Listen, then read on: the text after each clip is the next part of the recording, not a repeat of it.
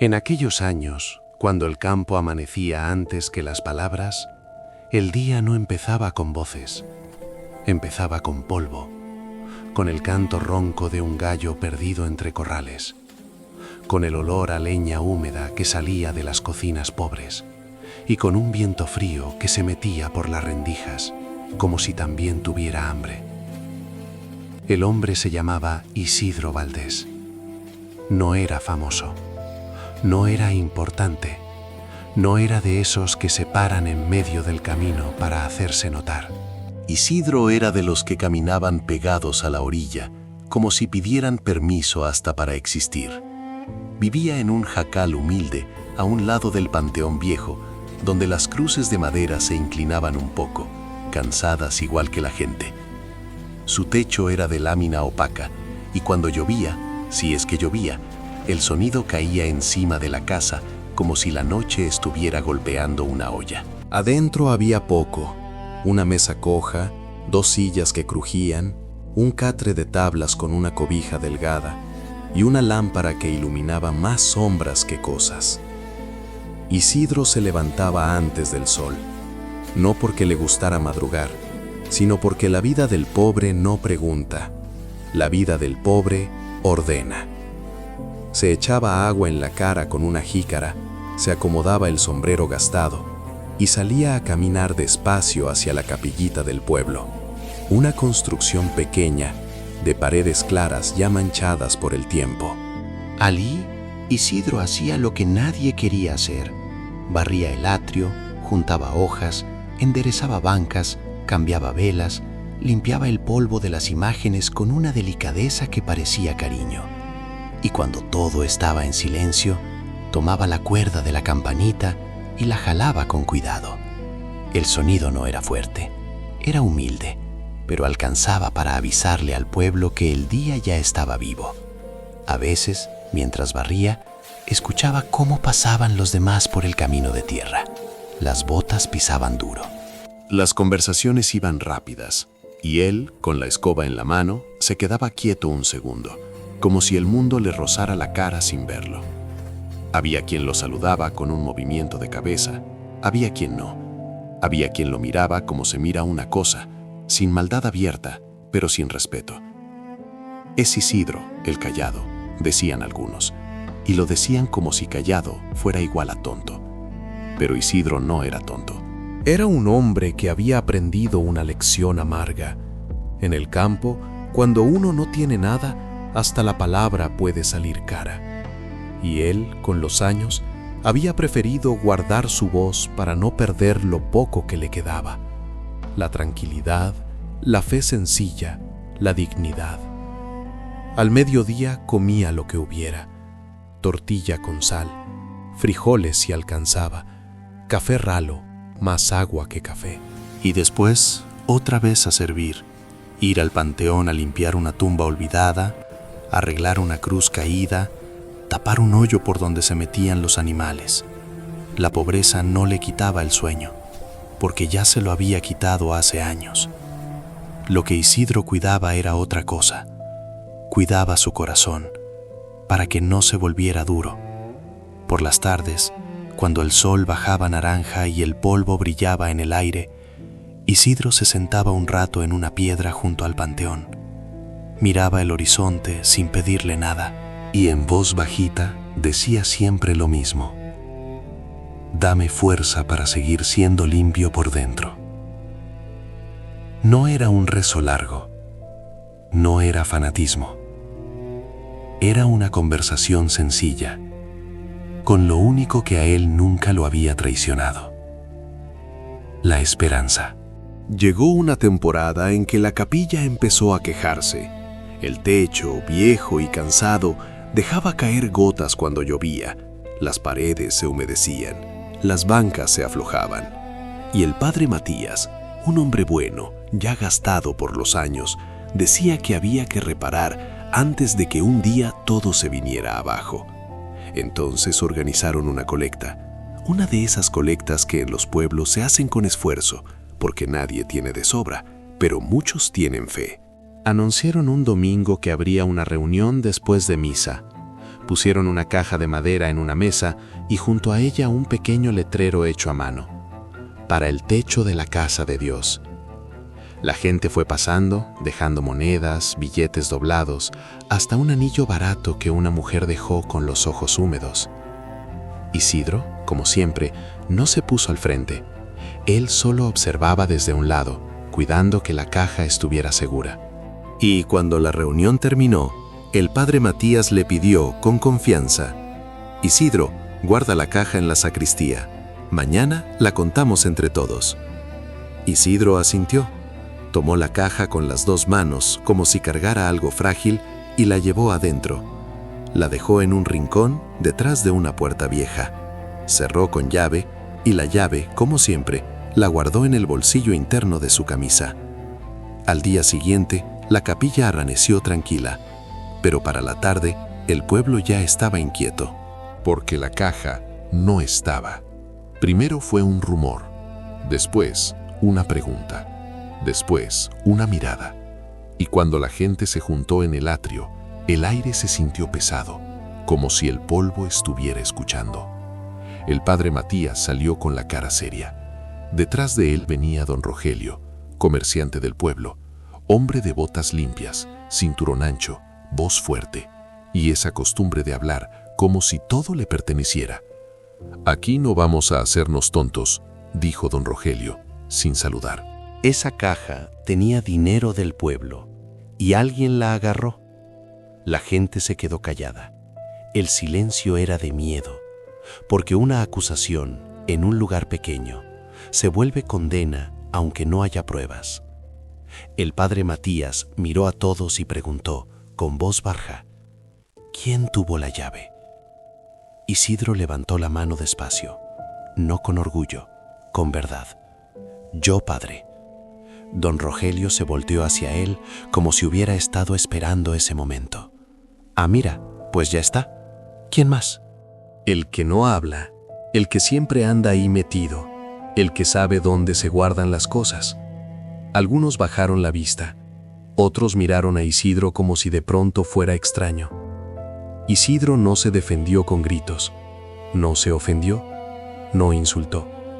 Solo tragó saliva. Yo la dejé en la sacristía, como me pidió el padre, dijo, calmado. Don Rogelio soltó una risa corta, de esas que humillan. Sí, hombre. Y luego solita se fue caminando la caja. No seas ingenuo, Isidro. Aquí no somos niños. El padre Matías quiso intervenir. Rogelio, no acuse sin. Pero don Rogelio ya estaba encendido. Padre, con respeto, el pueblo necesita respuestas. Y este hombre lleva años viviendo ahí junto al panteón, sin familia, sin testigos, sin nadie que responda por él. ¿Qué sabemos nosotros de Isidro? Nada, porque nunca habla, porque siempre está callado. La palabra callado cayó como piedra. Isidro sintió una vergüenza profunda, pero no por culpable, por señalado. «No me llevé ese dinero», dijo apenas.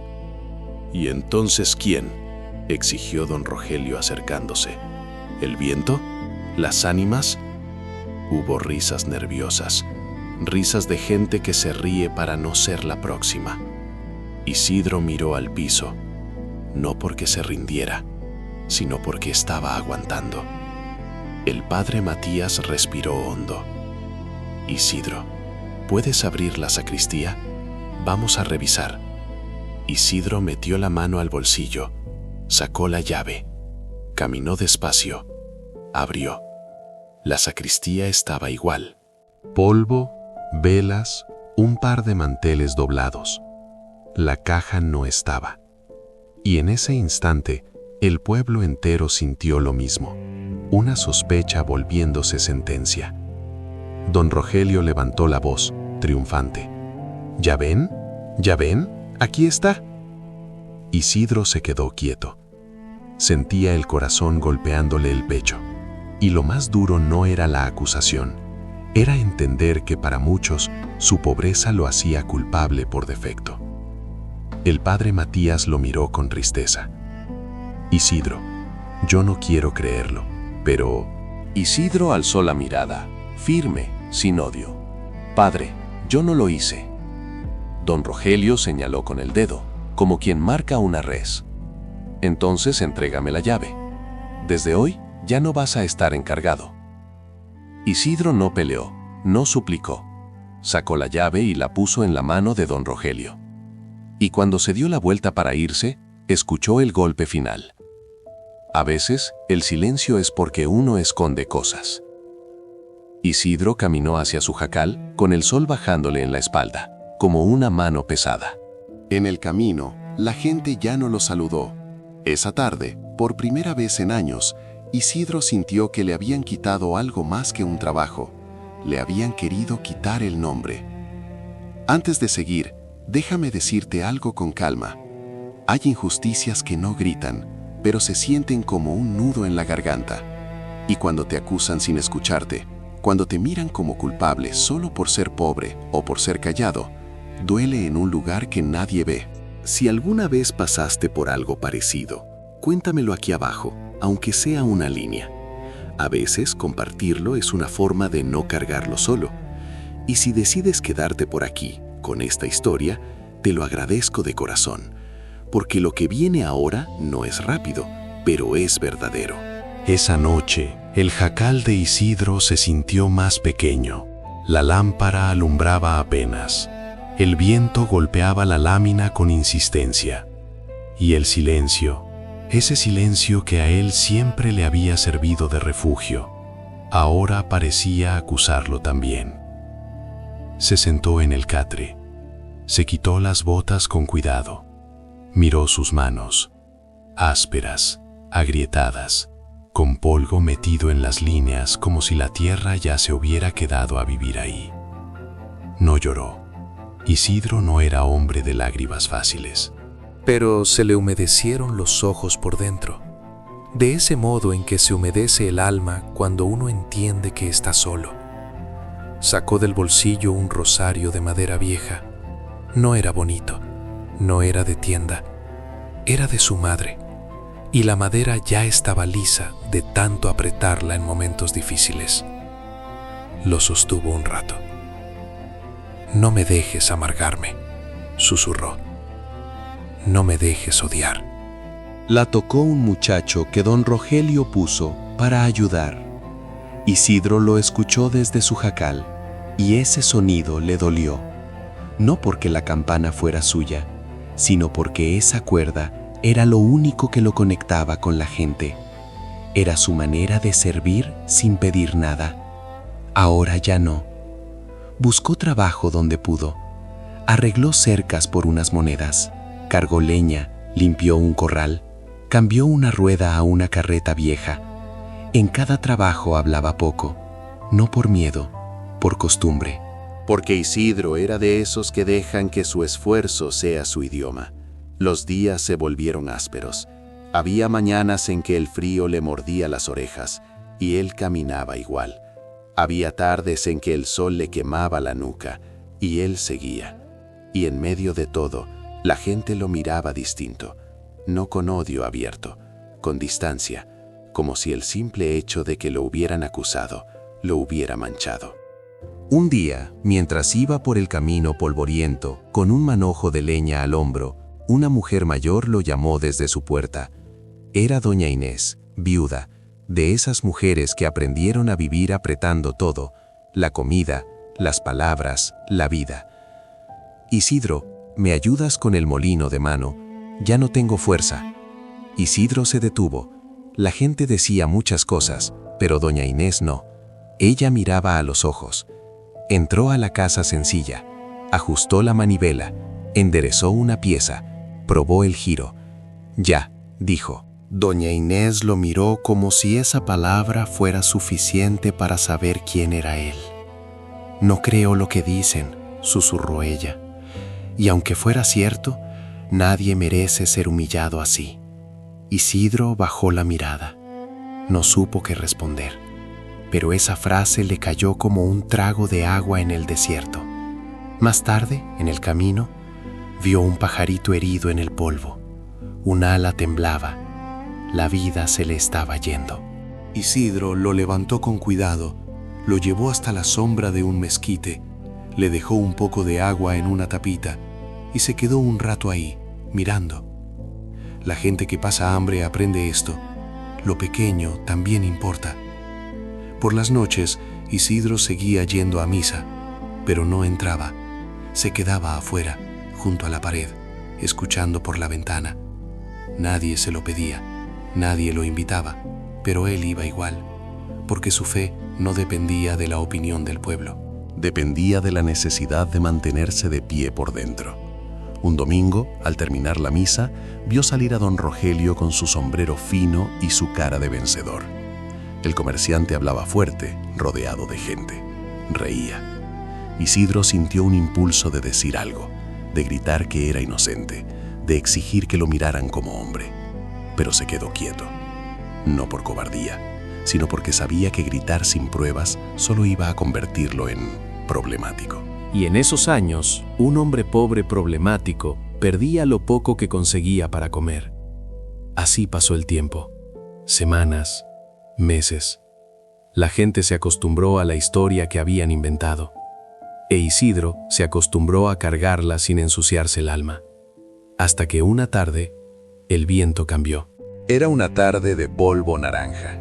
El sol bajaba lento, como si también estuviera cansado. Isidro venía de arreglar una cerca lejos del pueblo.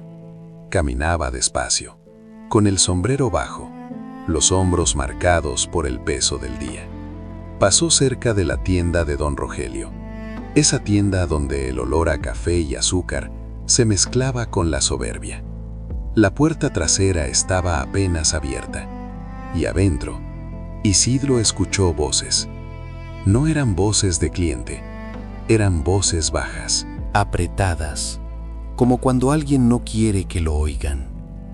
Isidro no se acercó por curiosidad, se acercó porque reconoció una palabra que lo atravesó: la caja. Se quedó quieto, el corazón le golpeó una vez fuerte, y en ese momento vio algo por la rendija. Don Rogelio estaba inclinado sobre una mesa contando dinero con manos rápidas. Junto a él, un sobrino joven miraba nervioso. «Te dije que la escondieras mejor», murmuró el muchacho. Don Rogelio apretó la mandíbula. «Cállate, nadie va a venir aquí a revisar nada, ya se tragaron la historia». Isidro sintió que el aire se le volvía pesado. Ahí estaba, la verdad. No en un milagro, no en una aparición, sino en una escena sencilla, miserable. El que gritó más fuerte era el que había tomado lo que no era suyo. Isidro se alejó despacio, no corriendo, no temblando, caminando como quien carga una piedra nueva. Podía quedarse callado. Podía seguir sobreviviendo, podía evitarse problemas, pero entonces recordó la cara del padre Matías, dudando. Recordó las risas nerviosas, recordó cómo le quitaron la cuerda de la campana, como si le arrancaran una parte. Y recordó algo más. Si no hablaba, el pueblo iba a seguir creyendo que los pobres roban, que el callado es culpable, que la humillación se merece. Esa noche, Isidro no durmió bien, se levantó varias veces, se sentó en el borde del catre. Apretó el rosario hasta que los dedos le dolieron. No estaba buscando venganza, estaba buscando valor. Al amanecer, fue a la capilla antes de que llegara la gente. El padre Matías estaba acomodando unos manteles. Cuando vio a Isidro, se sorprendió. «Hijo», dijo con cuidado, «¿qué necesitas?» Isidro respiró hondo, tragó saliva, y por primera vez en mucho tiempo, habló sin encogerse. «Padre, yo sé quién tiene la caja». El padre Matías lo miró, serio.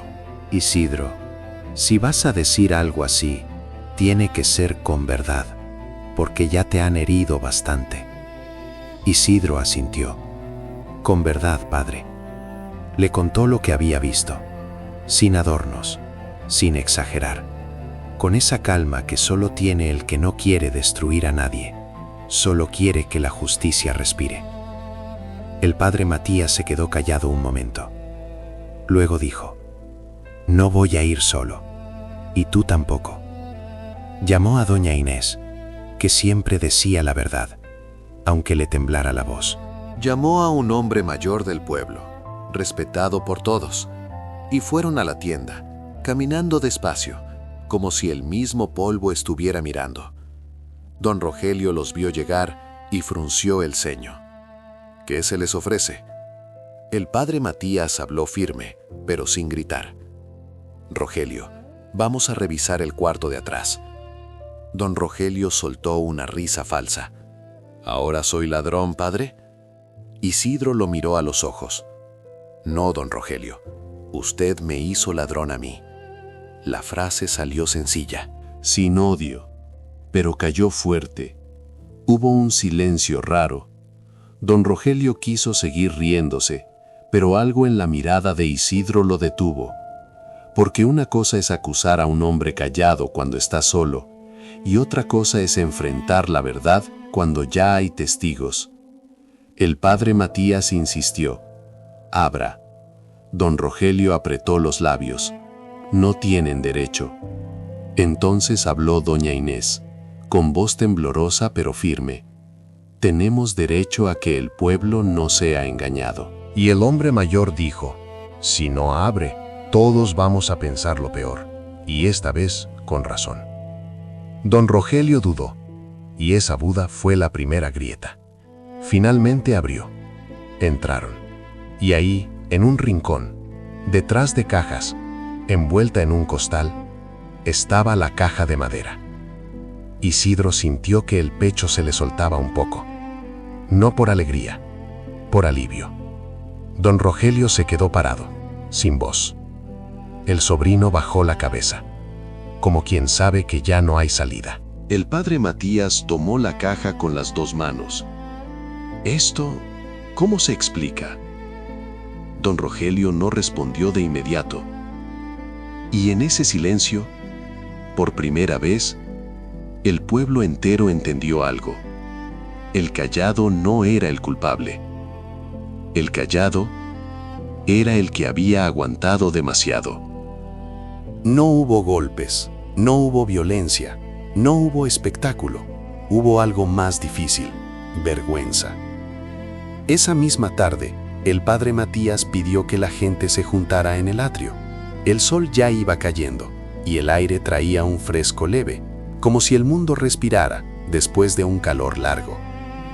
La gente llegó con curiosidad, con miedo, con ese morbo silencioso que tienen los pueblos cuando va a pasar algo. Isidro se quedó a un lado, como siempre, pero esta vez no estaba escondido, estaba de pie. El padre Matías levantó la caja de madera. Aquí está, dijo, la caja que se perdió. Un murmullo corrió entre todos, como viento entre ramas. Don Rogelio estaba allí también, con la cara dura intentando sostenerse, pero sus ojos no podían. El padre Matías habló claro. Isidro fue acusado, fue humillado, y hoy la verdad apareció. Don Rogelio quiso interrumpir. Padre, yo... Pero el padre Matías lo detuvo con una mano. No, hoy se escucha completo. La gente miró a Isidro. Algunos con sorpresa, otros con culpa, otros con esa incomodidad de darse cuenta de que fueron parte de algo injusto. El hombre mayor del pueblo habló. Rogelio, ¿por qué? Don Rogelio tragó saliva. Su sobrino al lado temblaba. Y entonces don Rogelio, por primera vez, no tuvo palabras bonitas. Yo, dijo, bajando la voz, yo pensé que nadie iba a notarlo. Era para recuperar gastos, cosas de la tienda. Doña Inés lo miró como si le doliera. No era recuperar, Rogelio. Era robarle a los que menos tienen. Isidro no se movió, no sonrió, no celebró, no levantó la cabeza como vencedor. Solo se quedó ahí, respirando. El padre Matías se giró hacia Isidro. Hijo, perdóname, yo dudé. Isidro lo miró con calma. Padre, yo también hubiera dudado. Yo no tengo nada que me defienda. más que mi manera de vivir. Luego el padre Matías miró a la gente. ¿Y ustedes qué le dicen? Hubo un silencio largo, hasta que una mujer dio un paso adelante. Perdón, Isidro. Luego otra. Perdón, yo creí lo que dijeron. Un hombre se quitó el sombrero. Perdón, yo me reí. Isidro cerró los ojos un segundo, tragó saliva y habló bajito. Gracias por decirlo. Don Rogelio, derrotado por su propia vergüenza, quiso salir del círculo, pero el padre Matías lo detuvo. No se va sin hacer lo correcto. Ese dinero vuelve a la caja y usted deja de manejar lo que no es suyo. Don Rogelio asintió, como quien pierde una guerra sin haber disparado. Y cuando todo terminó, el padre Matías caminó hacia Isidro. Quiero que vuelvas a tocar la campana. Isidro miró la cuerda colgando ahí, como un regreso. Si el pueblo me deja, vuelvo. Y el pueblo, por primera vez en mucho tiempo, lo miró como lo que siempre fue, un hombre digno. Isidro volvió a su rutina, pero algo había cambiado. La pobreza seguía, el jacal seguía, el catre de tabla seguía, la comida sencilla seguía, pero el peso en el nombre ya no. Al amanecer, regresó a la capilla, barrió el atrio, enderezó una banca, limpió el polvo de una imagen con la misma delicadeza de siempre. Y cuando el pueblo aún estaba callado, tomó la cuerda de la campana, la jaló despacio. El sonido salió humilde, como antes, pero ahora ese sonido tenía otra cosa: respeto. Con los días, algunos se acercaron a Isidro como si quisieran reparar algo. Un joven le llevó leña, para que no falte, dijo avergonzado. Doña Inés le dejó un plato de frijoles, para que no cene solo. Isidro aceptó sin orgullo, porque el orgullo no da de comer, pero la gratitud sí alimenta el alma. El padre Matías, en una tarde tranquila, le dijo algo que Isidro guardó como una semilla. A veces, el hombre más fuerte no es el que grita, es el que no se deja ensuciar por dentro. Isidro no se volvió rico, no se volvió jefe, no se volvió alguien en el sentido que el mundo presume, pero se volvió algo más raro. Se volvió un hombre que el pueblo aprendió a mirar. Y cuando tiempo después un niño le preguntó por qué hablaba tan poco, Isidro se agachó a su altura y le respondió con una sonrisa leve: porque aprendí que el silencio puede cuidar el corazón, pero también aprendí que, cuando llega la verdad, uno tiene que decirla sin odio. Esa noche, Isidro se sentó junto al panteón, miró el cielo oscuro, apretó el rosario de su madre y respiró hondo. Y la última idea quedó clara, como lámpara en cuarto pobre. La fe verdadera no hace ruido, pero sostiene hasta al hombre más cansado del camino. Esta historia no es real. Es un relato de lecciones de vida y superación de adversidades para reflexión posterior del lector. Si te tocó por dentro, cuéntame en los comentarios desde qué ciudad y estado me escuchas y cuál fue la parte más dolorosa o la lección que te llevas. Gracias por acompañarme. Si quieres seguir escuchando relatos así, tu comentario y tu suscripción ayudan más de lo que imaginas.